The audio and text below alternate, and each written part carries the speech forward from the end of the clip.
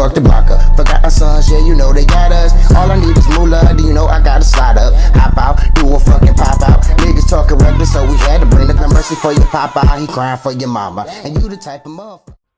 What is going on, YouTube? It is your favorite pistol-toting rapper, SosaLeeThaPistolGeek, aka MDMA Sosa Lee Ray, also known as MDMA Sosa, your favorite rapper. You feel me? And if you don't know me, you need to go look your mans up. Today we gonna touch on a topic that I get asked a lot: what or how to pick a first carry gun. Now, if you have never owned a firearm before, maybe this guideline or, checklist will help you out. And if you already own a firearm, let me know in the comments, or hell, even in my DMs, checklist that you use. And that would determine if you buy a firearm. Now, when we're talking about choosing a good first carry gun, when I think about choosing a carry gun, I try to use a 6-tier, if you will, to see if I'm going to purchase said firearm. I'll be looking at my notes, trusty notes, and my other phone here. I had to write it down. I gotta be analytic, man. I can't help it. One would be concealability. How well can you hide this gun that you thinking about buying? When they first buy a first-hand gun, they either go really big or really small. That being said, how concealable is this firearm that you are thinking about purchasing? You're going to be willing to change your clothing. I wouldn't say you have to buy new clothes, but invest in a very nice holster. Is going to conceal your weapon where it won't protrude out and look like that you have a firearm on you. When I first started carrying, he told us that statistically speaking, if you ain't first, you're last. Most people set on robbing you, or set on, killing someone, or set on robbing a store. They are looking for the people that carry the firearms. They are looking first before they stop anything. And 9 times out of 10, they're going to neutralize that target, or attempt to neutralize that target, before they actually continue to do what they want. Really just the aspect of, being able to fully conceal my weapon. Surprise, motherfucker. Without any inclination that it would be one on me. I cannot see, I'm legally blind. So definitely invest in a good holster, man. Have that doubt in your mind to wonder if you're going to have to buy new clothes or not. No, buy a good holster. Are you printing too much? You assume that you're printing when 9 times out of 10, you may see the print, because you know that you have the firearm. You know that you're carrying. But to a regular person, maybe a naked eye while you're just walking and not paying attention, 9.9 times out of 10, they don't know you have a firearm on you. Confidence. Will you put in enough training to actually be sufficient with your skills with this firearm?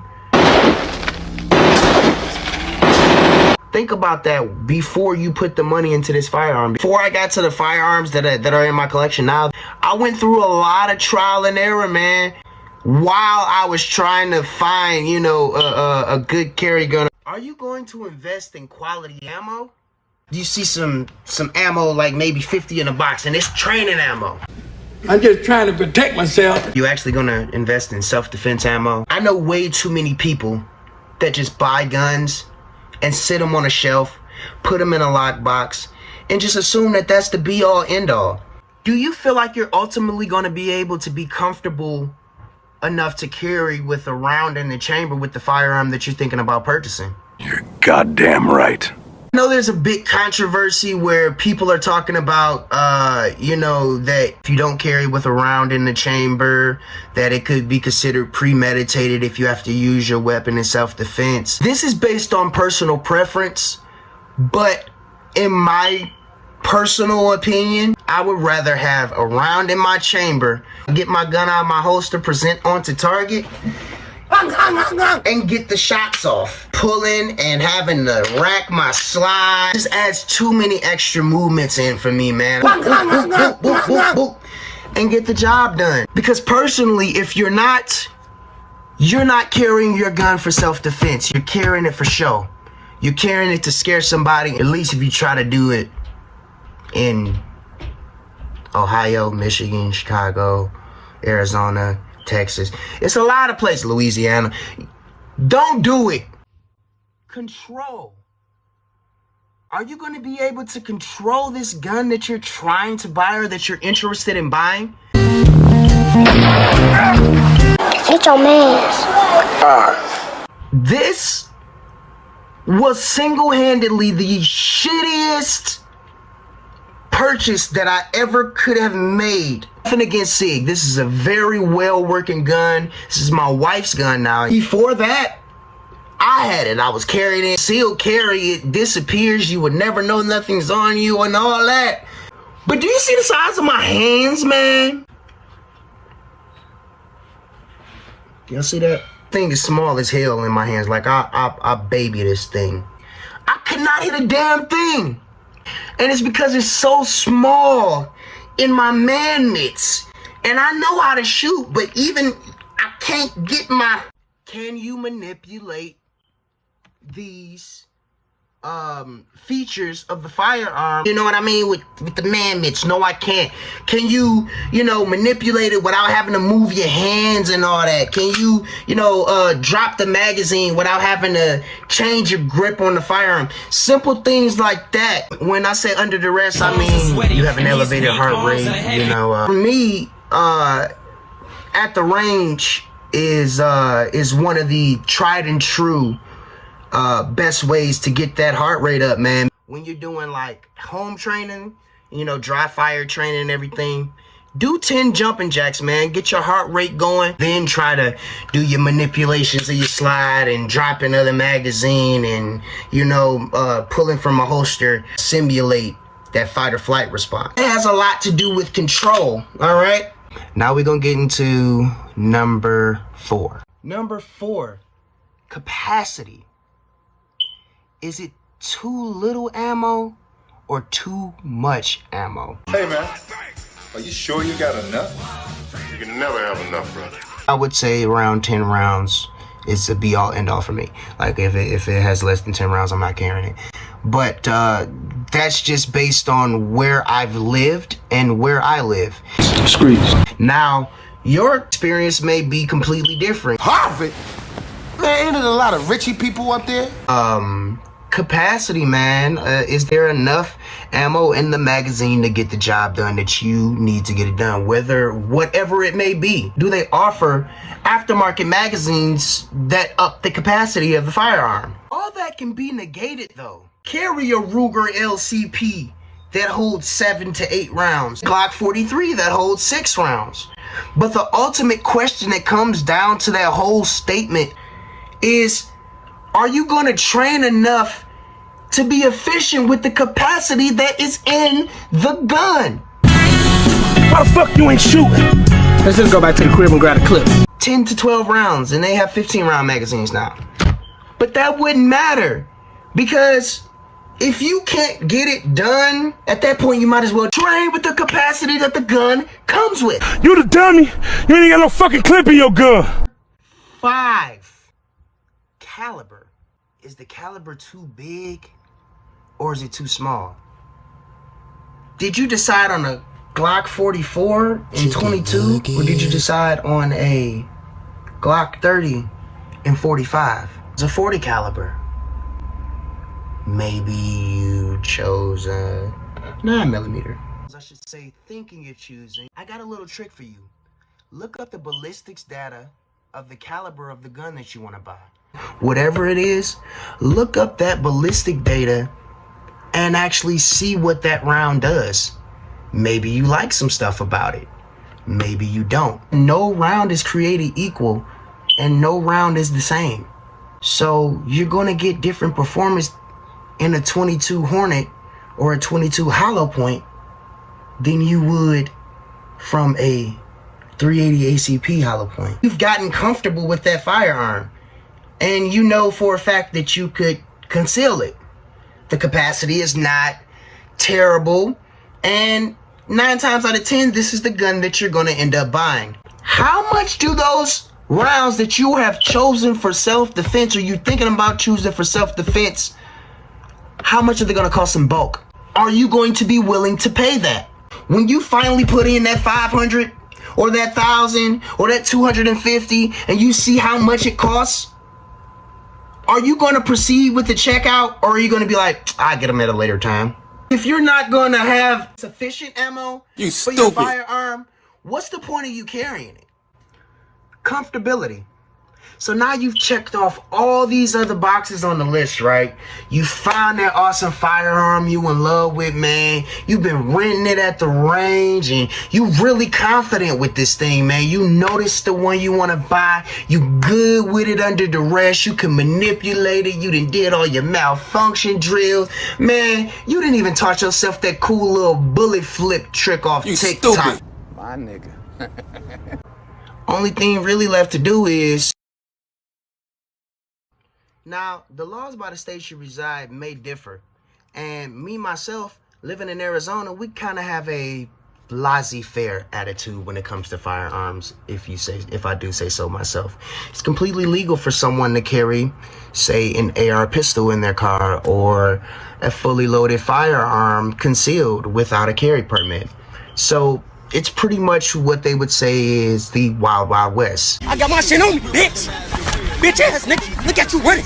We do have a stand your ground law, and called a right to carry state, meaning that it doesn't infringe on the Second Amendment. We are legally allowed to buy, and carry whatever we want to. But I actually have a friend here who's going to explain the laws a little bit in Texas and give us a little bit more feedback of how the gun laws work there, and kind of give us his criteria that he goes through when he's selecting a carry firearm. I appreciate that. Terrible Tours here. Going to give you a few things about what I look for when it comes to a firearm. First of all, we're going to talk about concealability. How big is the weapon that you want to purchase?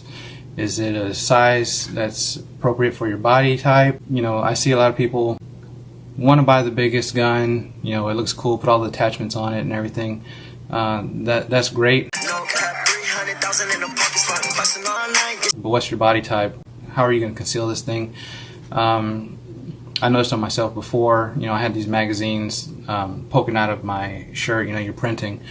How is that going to look when you have that tucked away? Do you appendix carry? Do you carry your 3 o'clock? Do you carry your 4 o'clock? Does it look like, where are you putting that weapon at? That's a big thing as far as carry.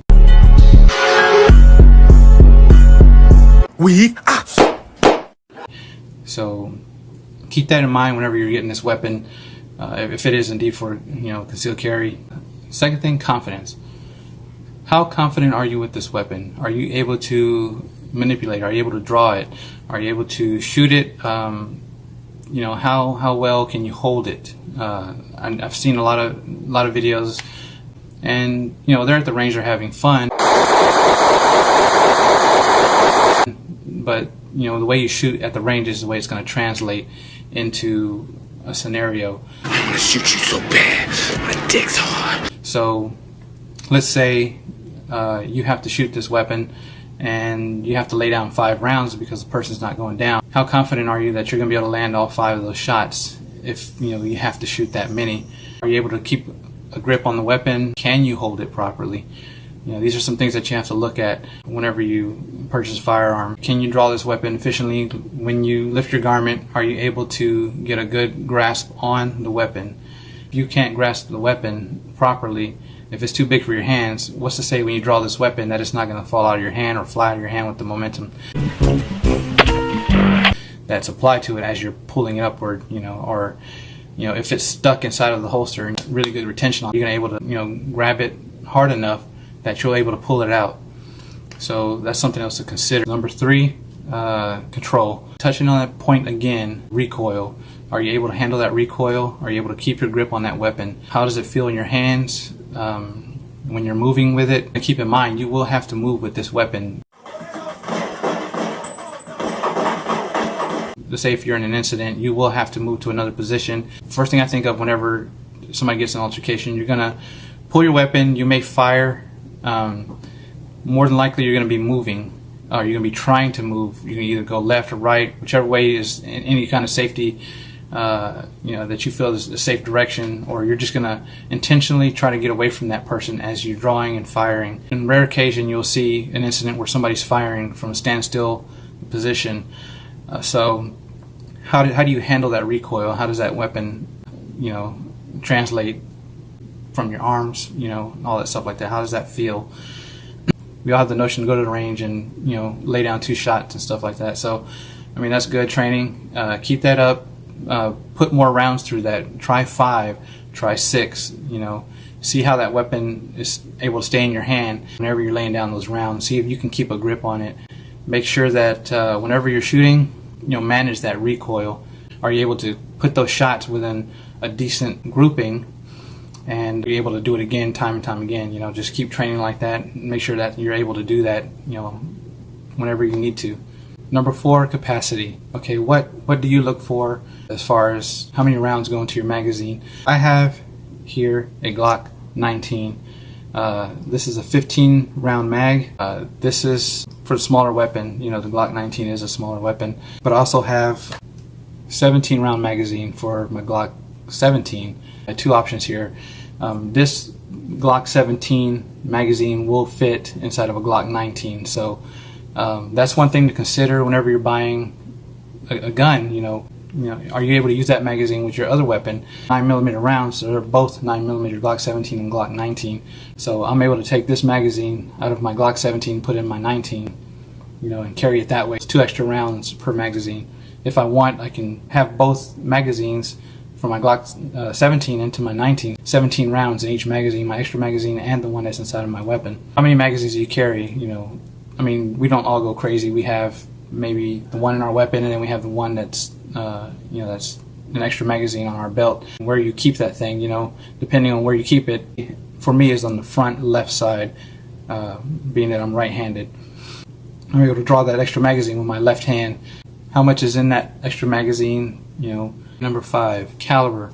What caliber do you consider the best? That's dependent on the individual to carry certain calibers because of what they know or what they've seen. My very first weapon, which was Glock 31, is a 357 SIG. Here's the ammo here, you can see, compared to a 9mm.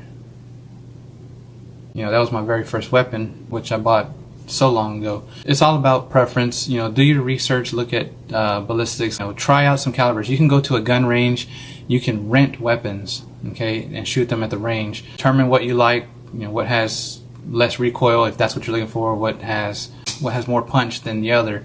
Look at the data, look at the ballistics. There's plenty of videos for you to do research. Another thing to determine when it comes to caliber is the cost of the ammo. I have no problem with the cost of 9mm ammo as the way it was. It was fairly cheap. It was good. There's always plenty to get a hold of. It's a very common ammo type. You don't have to worry about there being a shortage. 9mm usually costs a decent amount. I use Hornady Critical Duty, and that was like $22 a box for 25 rounds, which is what's in here right now. Be sure you look at that whenever you're purchasing ammo. Cost can mean a lot. For the 357, the ammo costs quite a bit. It's not cheap. Make sure you look at that whenever you're purchasing ammo and deciding on what caliber you want. We don't want to be having a weapon with no ammo. All right, take a look at number 6, which is comfort. Okay, whenever you purchase a weapon, you're gonna have to buy a holster. And touching on that, we have, magazine length. Make sure that, it's flush with your body. Make sure you're able to do anything that you regularly do. Sometimes it's gonna be hard depending on what you carry. I have some here. I have Bravo concealment, this outer waistband. I have a smaller one. This is also Bravo concealment. No light attachment. This is a Glock 19. Very slim line. That's another option. It all depends on what you're looking for. It's Injury Tactical that was gifted to me. A little bigger, a lot wider. And my body type supports this.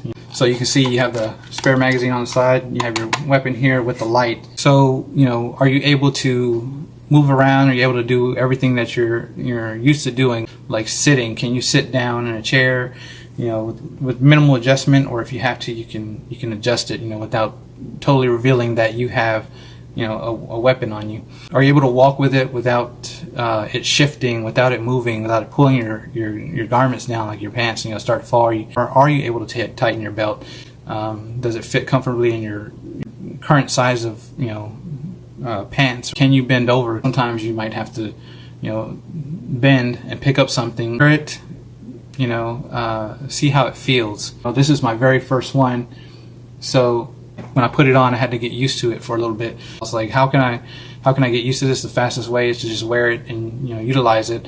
I've yet to take it to the range, so whenever I do that, you know, I'll get some footage of that. Well, I mean, you know, it's great. It's great. Whenever you choose those things, make sure that it's something that kind of, you know, fits your lifestyle, whatever you do. I wear this when I go running, a 10-mile run with this on my body. No issues there. That's what she said. Just make sure that you like it. Okay, number 7, law by state. Texas is the 21st state to put in effect House Bill 1927, otherwise known as permitless carry.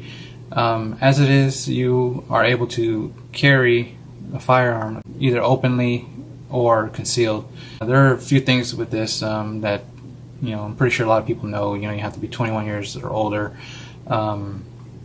No felonies, no class A or B misdemeanors. I think upon that is also disorderly conduct. You know, no charges as such. Also know places that you can and cannot carry. This is very important. Sometimes there will be signage posted. Pay attention to those things before entering, you know, an area. Some will say no firearms. Some will say, you know, concealed only. Some will say, you know, that you can't carry unless you have a permit. You have to watch out for those, you know, that sign language. So which will be, you know, 30-5, you know, 30-7, all, you know, all those things. Just do your research on those signs and know what you're looking for before you enter an area. Try not to be so obvious. If you have a firearm and you're walking toward an area and then you realize, oh, you can't take your firearm in there, whether you decide to go in or not. If you're going to go put your firearm up, don't be so obvious to do so. Seek training, even though you don't need a permit. This is something that's very important for everybody. You know, you're responsible for every bullet that comes out of that weapon. Know where that bullet is going. Seek the training to help you know what you're doing with that firearm when you have to use it or if you ever have to use it. Same goes with rifles and shotguns. You're able to keep those in your vehicle, you know, without permits, in front with you, or you could have it in your trunk or wherever in your vehicle. You do not need a license to carry those in your vehicle. Carry those openly if you wish. Do so responsibly, and you know, keep in mind that if you ever get pulled over, that, you know, an officer's going to see that, and, you know, he's concerned for his safety as well as yours. So be sure that you are very cooperative when it comes to anything that is in your vehicle and that is openly visible. That pretty much sums it up. Everything that I wanted to touch upon. I tried to keep the video as short as I could, just so we wouldn't run into a lengthy video here. Turn it back over to Sosa. Appreciate you having me on, man.